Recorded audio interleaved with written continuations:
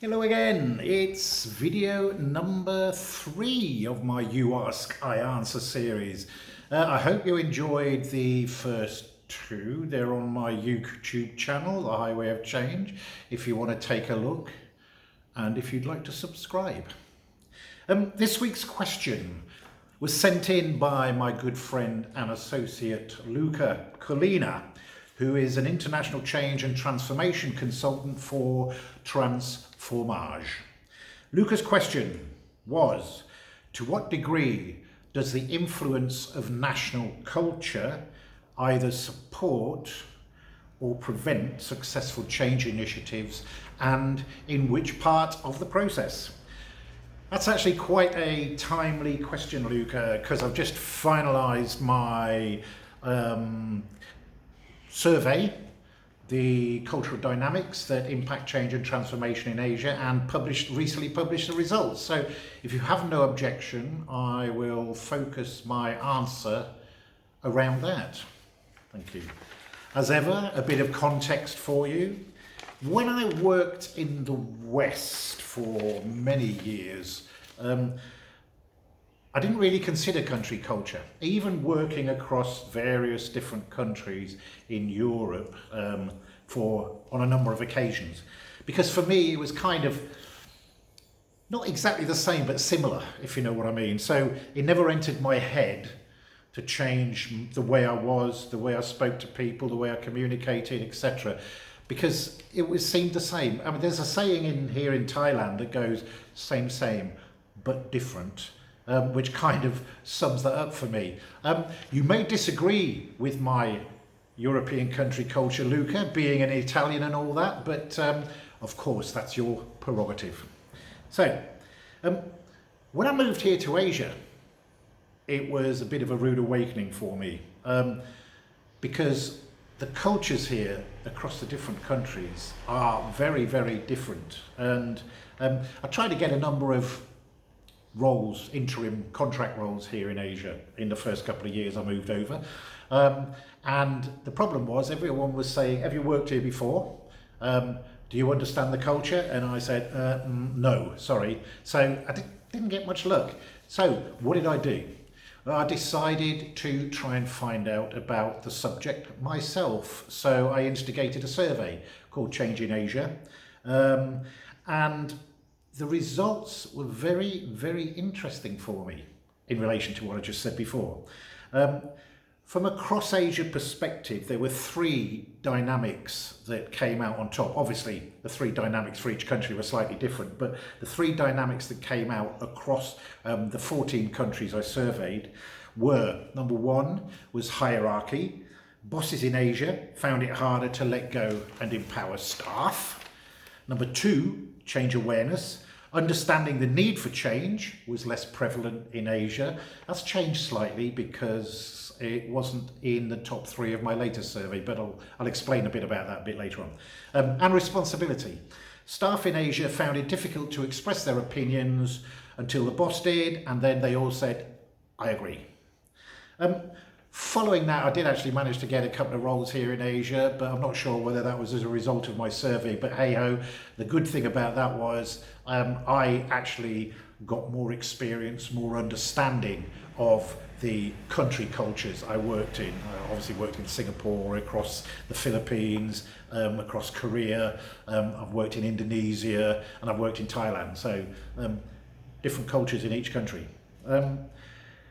Coming up to date, after nearly 7 years now, I decided to undertake a similar survey to the 2013 survey I did, mainly to see if anything had changed during that time.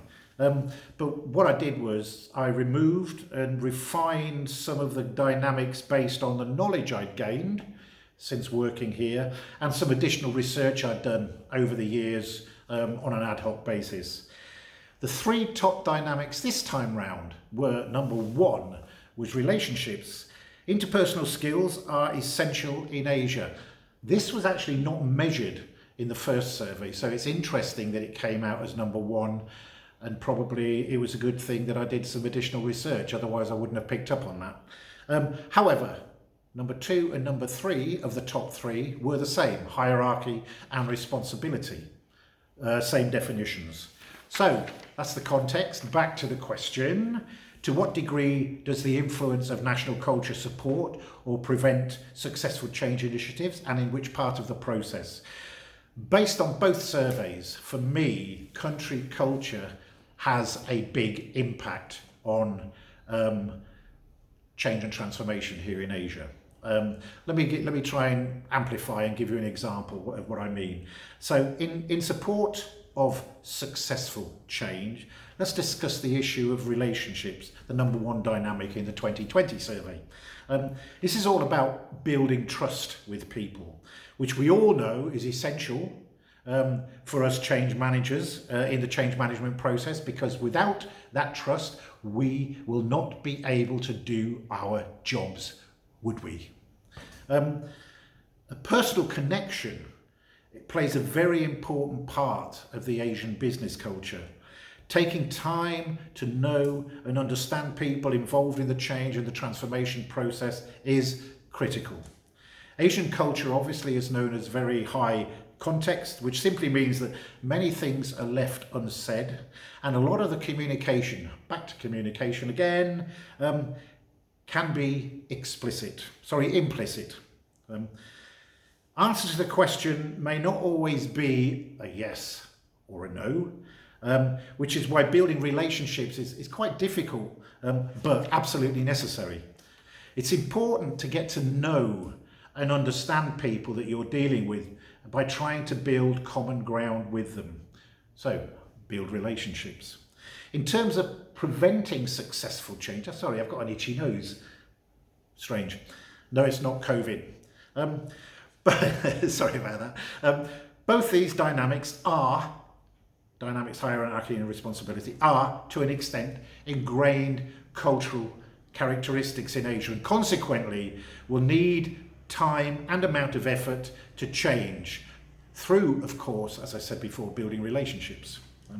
Let me give you an example again. The barriers that exist in getting unabridged feedback when engaging with multifunctional and multi-level work groups during meetings or workshops needs to be addressed. Participants need to be assured that they are able to give their point of view or raise concerns without fear of any form of retribution or embarrassment. This can only be achieved, mind you, if leaders create the right sort of environment in which that can happen. I recently picked up on some very interesting statistics, again from an older survey back in 2015, but I think the results are worth mentioning. They were done by a company called Russell Hobbs, that's the tea people. Okay, Russell Renner's Associates, sorry. And they surveyed 1,000 Asia-based CEOs and executives who were part of Western countries, MNCs, okay?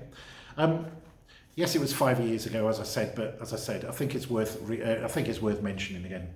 I'm going to highlight 3 key statements from that survey, to which the answers were as a percentage of those who agreed with the statement.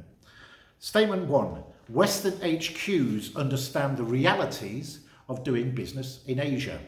China said 10%, Hong Kong said 10%, Singapore said 8%, India said 25%. Okay, interesting. Statement 2, HQ listens to my opinion. China said 5%, Hong Kong said 8%, Singapore said 4%, and India again said 26%. Bit out of sync. Statement 3, which is kind of the killer one for me, cultural differences have no bearing on decision making. China came back with 13%, Hong Kong a lowly 4%, Singapore said 8%, but India once again came back with an out of sync 29%. I kind of get an idea why India came back with those different higher scores, but I'm not entirely sure, so I think I will get onto Google and try and find out some more information on that. Anyway, to me, this clearly demonstrates the mismatch there is between the West and Asia when it comes to matters of country culture. This is the reason why myself and some very dedicated country representatives are in the process of establishing the Institute of Change and Transformation Professionals here in Asia. We are well down the route of getting this off the ground now. I had to get that plug in, didn't I? Yeah, no matter. Okay, so just revisiting very quickly the 2013 survey on the question of change awareness. It came out in the top 3 of the first survey, but it obviously didn't come out in the top 3 of the second survey. However, it did feature quite significantly in the second survey, which is why I'm revisiting it. This is simply an issue of the willingness of leaders to communicate in an open and honest manner about why change is necessary.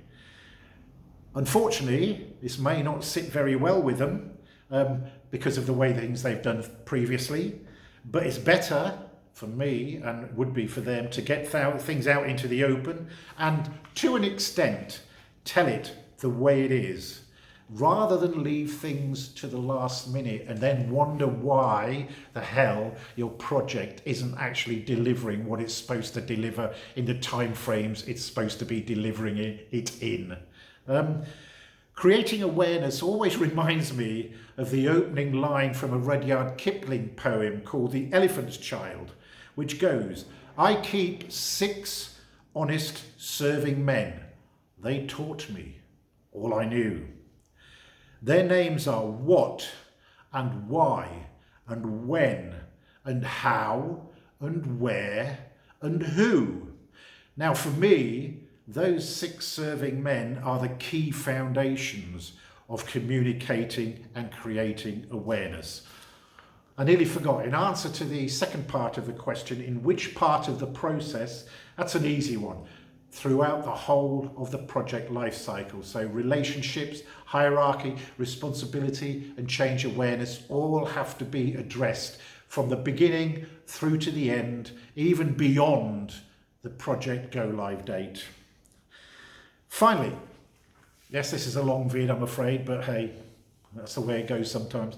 I picked up on a great quote from an article. Unfortunately, I can't remember which one, but it kind of exemplifies for me what I've been talking about.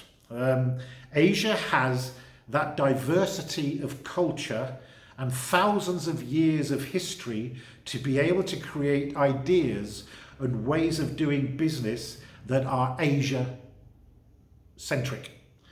I think the rest of the world needs to consider what Asia is doing instead of simply following the old tried and tested Western models. Great quote. Okay, thank you very much again for listening. Sarika. And my next UAsk IAnswer video will be the week after this one. Obviously, I'm trying to do them once a week at the moment. I've already got a question sorted out, and obviously you will be advised when it is. Don't forget to subscribe to my YouTube channel. Thank you very much for your time again. Cheers. See ya.